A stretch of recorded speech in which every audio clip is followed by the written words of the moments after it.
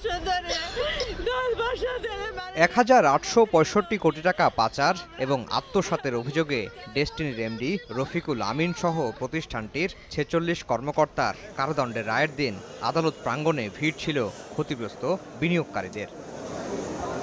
প্রায় 7 বছর বিচার প্রক্রিয়া শেষে বৃহস্পতিবার সকালে রফিকুল আমিনকে 12 বছরের কারাদণ্ড দেয়া হয়। 10 বছরের কারাদণ্ড হয়েছে ডেস্টিনি মাল্টিপারপাসের চেয়ারম্যান মোহাম্মদ হোসেনের।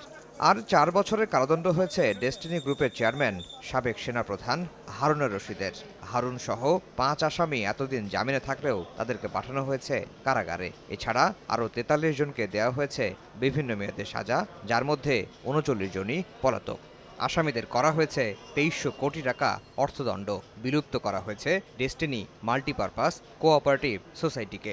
জনগণের সাথে প্রতারণা করে তারা তাদের কাছ থেকে 1901 কোটি টাকা অপরাধলব্ধ আয় হিসাবে অর্জন করেছিলেন এবং সেখান থেকে তারা বিভিন্ন প্রক্রিয়ায় 1861 কোটি টাকা তারা সেখান থেকে তারা স্থানান্তর, হস্তান্তর এবং রূপান্তর করে সেটিকে মানি লন্ডারিংয়ের অপরাধ করেছেন। এবং আমরা দুর্নীতি দমন কমিশন থেকে যথেষ্ট প্রমাণাদি দিয়ে মামলাটা প্রমাণ করতে সমর্থ হয়েছি বিধায় আজকে আমরা 46 জন আসামিরই প্রত্যেকটি আসামি সাজাপ্রাপ্ত হয়েছেন বিভিন্ন মেয়াদে এবং বিভিন্ন প্রায় 2300 কোটি টাকা তাদের বিরুদ্ধে ফাইন করা হয়েছে এবং একটি যুগান্তকারী রায় হয়েছে। আমি বলবো এই জন্যে যে যারা এখানে সাধারণ সদস্য ছিলেন, যাদের টাকা এখানে বিনিয়োগ হয়েছিল, সেই সমস্ত বিনিয়োগকারীদের জন্যে জাজমেন্টের একটা অবজারভেশন এসছে। সেটা হলো যে তিনি সুপ্রিম কোর্টের একজন রিটায়ার্ড জাজকে চেয়ারম্যান করে তার আন্ডারে আরও 4 জনকে সদস্য করার জন্য বলেছেন।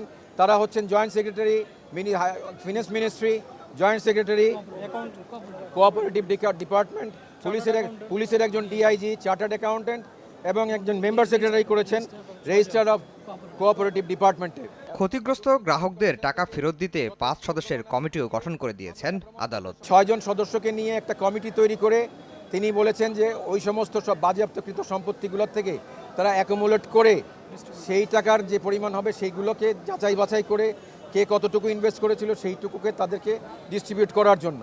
এবং অ্যান্টি কারাপশন কমিশনকে নির্দেশনা দেওয়া হয়েছে যাতে অ্যান্টি কারাপশন কমিশনের আইও সার্বক্ষণিকভাবে তাদেরকে এই কার্যক্রম করার জন্য সহযোগিতা করেন।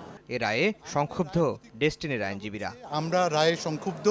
আমরা আমাদের ক্লায়েন্টের ইনস্ট্রাকশন পেলে যখন ইনস্ট্রাকশন পাবো আমরা উচ্চ আদালতে এই রায়ের বিরুদ্ধে আমরা যথাযথ প্রতিকার নেব।